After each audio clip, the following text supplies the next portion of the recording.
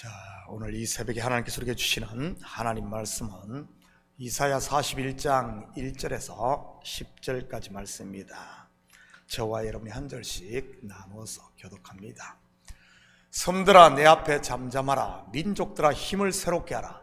가까이 나오라. 그리고 말하라. 우리가 서로 재판자리에 가까이 나아가자. 누가 북방에서 사람을 일깨워서 공의로 그를 불러 자기 말 앞에 이르게 하였느냐. 열국을 그의 앞에 넘겨주며 그가 왕들을 다스리게 하되 그들이 그의 발에 깃을 같게 그의 발에 흘릴 조개 같게 하매 그가 그들을 쫓아가서 그의 발로 가보지 못한 길을 안전히 지났나니 이 일을 누가 행하였느냐. 누가 이루었느냐. 누가 처음부터 만대를 불러내었느냐. 나 여호와라. 처음에도 나요 나중 있을 자에게도 내가 하였느니라. 섬들이 보고 두려워하며 땅끝이 무서워 떨며 함께 모여와서 각기 이웃을 도우며 그 형제에게 이르기를 너는 힘을 내라 하고 목공은 금장색을 경리하며 망치로 고르게 하는 자는 매질꾼을 경리하며 이러되 땜질이 잘 된다 하니 그가 못을 단단히 박아 우상을 흔들리지 아니하게 하는도다. 그러나 나의 종 너 이스라엘아 내가 택한 야곱아 나의 것 아브라함의 자손아 내가 땅 끝에서부터 너를 붙들며 땅 모퉁이에서부터 너를 부르고 내게 이르기를 너는 나의 종이라. 내가 너를 택하고 싫어하여 버리지 아니하였다 하였노라. 두려워하지 말라 내가 너와 함께하리라. 놀라지 말라 나는 내 하나님이 됨이라. 내가 너를 굳세게 하리라. 참으로 너를 도와주리라. 참으로 나의 의로운 오른손으로 너를 붙들리라. 아멘. 좋은 아침입니다. 오늘 본문도 40장에 이어 믿지 못하는 백성들에 대한 하나님의 자기 계시입니다. 바벨론 포로에서 구원하시겠다는 말씀에 대해 어찌 그런 일이 있을 수 있겠습니까에 대한 대답 말이지요. 어떻게 보면 답답해 보일 수 있지만 이스라엘이 불신하면 불신할수록 더욱더 하나님이 어떤 분인가가 더 선명하게 드러나는 것입니다. 마치 출애굽 때 애굽에 임한 10가지 심판처럼 말이지요.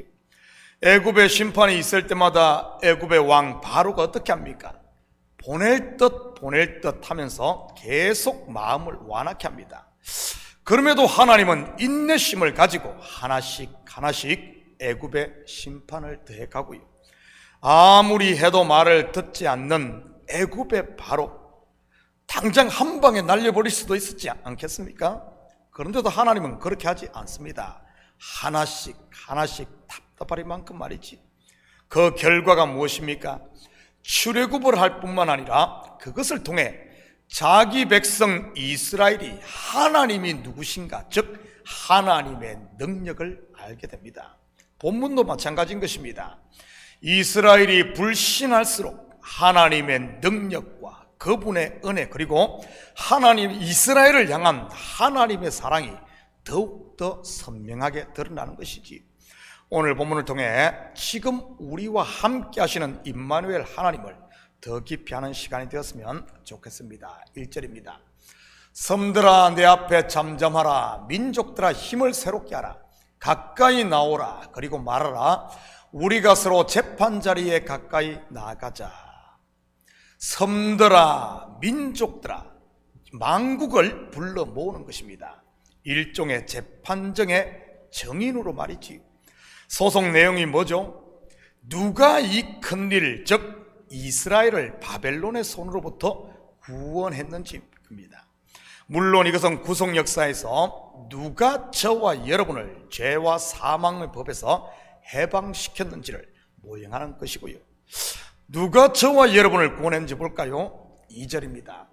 누가 동방에서 사람을 일깨워서 공의로 그를 불러 자기 발 앞에 이르게 하였느냐.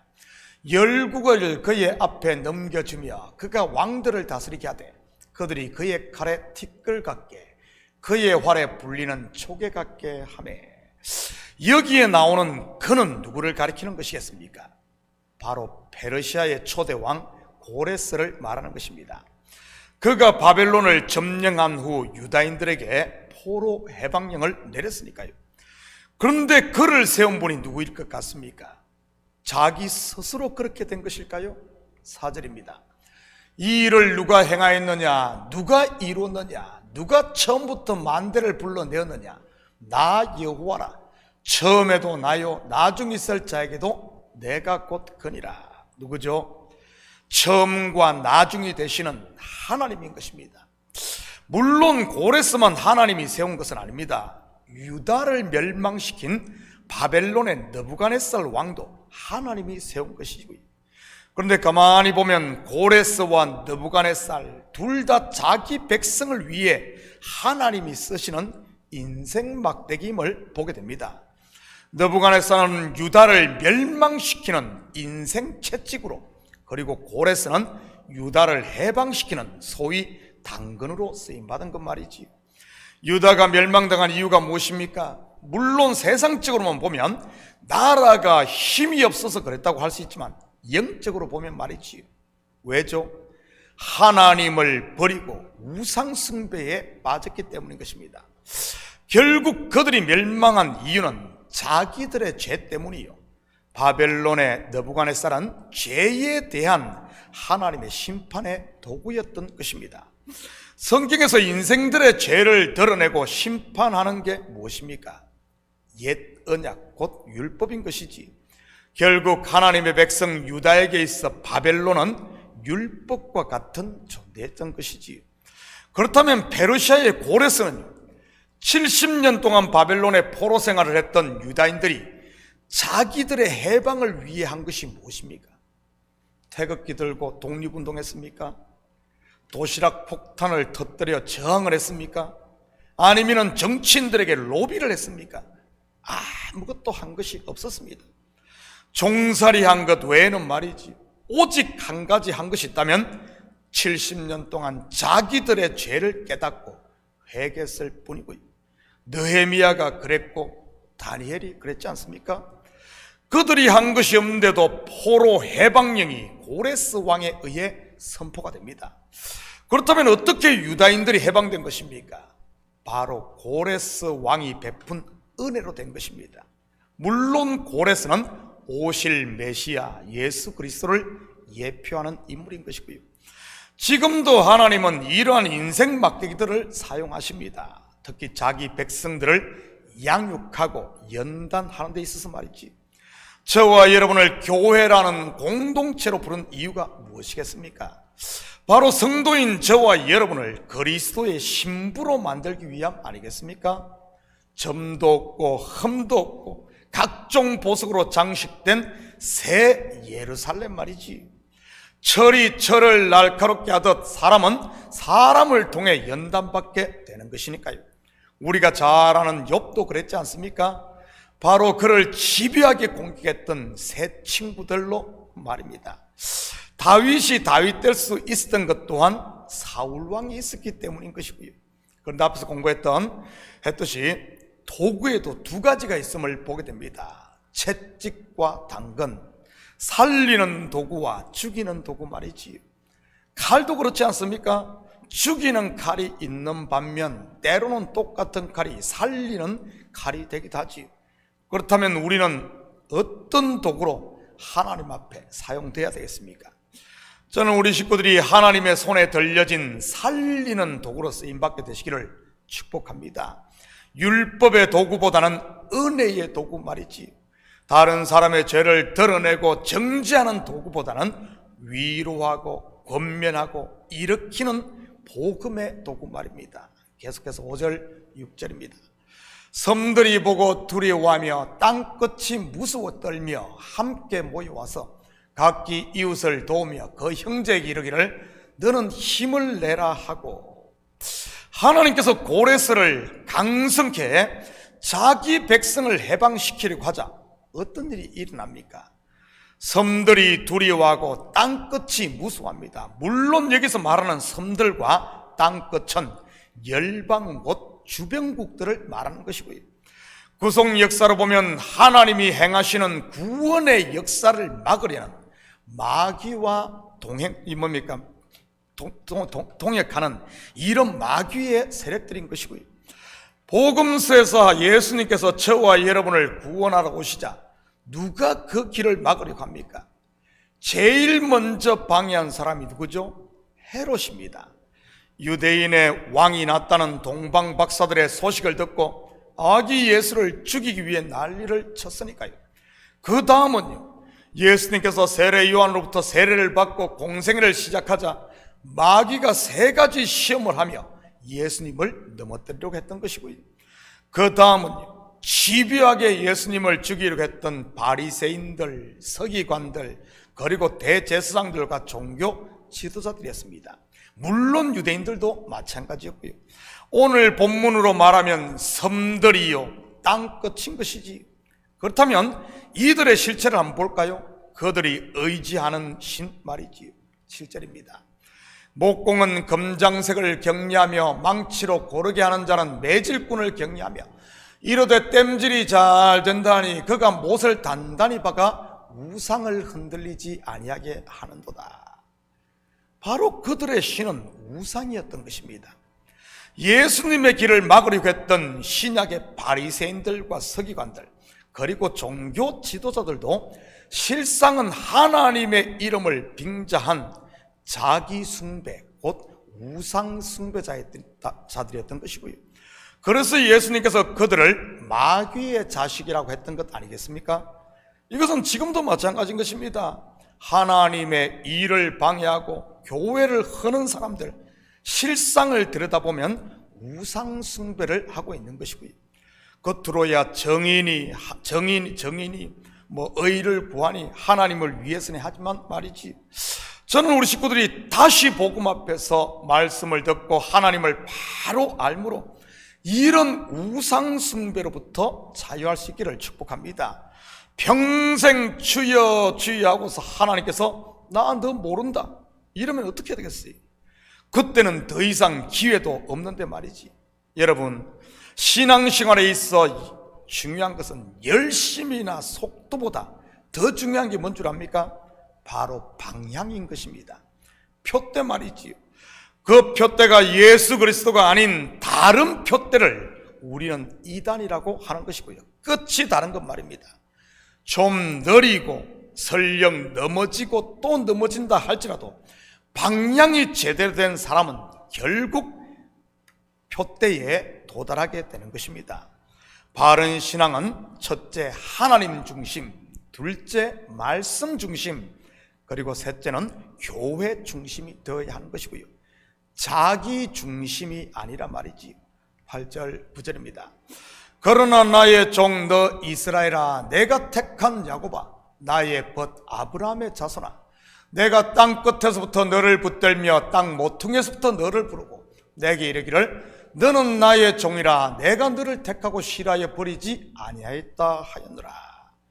나의 종 이스라엘아, 무슨 말입니까? 너희는 바벨론의 종이 아니라 하나님의 종이라는 말입니다. 여기서 종이라는 말은 하나님의 것, 즉 하나님의 소유라는 말이고요. 누가 하나님의 것을 빼앗아 갈 수 있겠습니까? 절대 그럴 수 없는 것이지. 내가 택한 야곱아, 무슨 말이죠? 내가 하나님을 선택한 것이 아니라 하나님이 나를 택했다는 말입니다. 저와 여러분은 완전하신 하나님, 실수가 없으신 하나님이 택한 사람임을 잊지 마시기 바랍니다. 그런데 인생은 어떻습니까? 때로는 잘못 택할 수가 있습니다. 실수할 수 있다는 말이지. 그러면 어떻게 되죠? 버리고 다른 것을 택합니다. 그런데 하나님은요, 절대 실수가 없으신 분이기에 한 번 택한 것을 취소하거나 버리지 않는다는 사실입니다. 나의 벗 아브라함의 자손아, 벗의 가장 큰 특징이 무엇입니까? 숨기지 않고 자기 이야기를 다 하는 것입니다. 그래서 소돔과 고모라를 멸하러 가시던 하나님이 벗 아브라함에게 그 사실을 다 알려줬던 것이고요. 그래서 아브라함이 조카 롯을 위해 중보할 수 있었던 것 아니겠습니까? 그렇다면 하나님께서 아브라함에게 이렇게 알려줄 수 있었던 계기가 무엇입니까? 아브라함이 정오에 자기 집 앞을 지나가는 나그네를 집으로 영접하여 대접한 것입니다. 무슨 말입니까? 하나님을 영접 곧 하나님의 말씀을 아멘으로 마음에 받을 때 하나님의 벗 곧 하나님을 알게 된다는 말입니다. 그분의 사랑도 알고 나를 향한 그분의 뜻도 알고 이 교회를 향한 그분의 계획도 알고 말이지. 이런 하나님의 백성은 땅 끝에 있어도 땅 모퉁이에 있어도 하나님이 부르는 것이고요. 쉽게 말해 인생의 끝자락에 있어도 시험의 깊은 구덩이에 있어도 그렇게 빠져 있어도 다시 돌아온다는 말입니다. 인생 역전 말이지. 저는 우리 모든 식구들이 말씀을 아멘으로 받음으로 이런 역전의 용사들이 다 되시기를 축복합니다. 10절입니다. 두려워하지 말라, 내가 너와 함께함이라. 놀라지 말라, 나는 내 하나님이 됨이라. 내가 너를 굳세게 하리라. 참으로 너를 도와주리라. 참으로 나의 의로운 오른손으로 너를 붙들리라. 사랑하는 성도 여러분, 오늘 하루도 이 말씀 부여잡고 하나님 안에서 힘을 얻고 위로를 받고 그분의 손에 붙들려 사는 이런 복된 하루 되시기를 예수님의 이름으로 축복합니다. 같이 기도하십시다. 사랑의 아버지 하나님, 참으로 감사를 드립니다. 우리를 택하시고 우리를 친구 삼으시고 우리에게 새 힘을 부어주셔서 아버지 하나님, 험난한 세상 가운데서도 낙심하지 않고 아버지 하나님 꿋꿋이 표대를 향해 나아가게 하심을 참으로 감사를 드립니다. 때로는 넘어지고 때로는 쓰러지지만은 그럴 때마다 주님, 주의 손이 우리를 다시 아버지 하나님 붙들어 주시고 말씀으로 우리를 일으켜 주심을 참으로 감사를 드립니다. 우리의 방향이 오직 아버지 한 믿음의 주여 온전케 하시는 예수 그리스도를 표대로 삼아 그 길로 바라가 달려가는 저희들 되게 하시고, 혹시 우리의 방향이 애굽으로 틀어져 있다든지 아버지 하나님 나로 틀어져 있다면 아버지 하나님 이제는 다시 방향을 바로잡고 아버지 하나님 주님께로만 향할 수 있는, 주님만 바라보는 저희들 되게 도와주시옵소서. 오늘 하루도 아버지 하나님 주님께서 주시는 힘 의지하여 우리에게 주어진 달려갈 길을 끝까지 달려가는 복된 날이 될 줄 믿사오며 이 모든 말씀 예수님의 이름으로 기도드립니다. 아멘.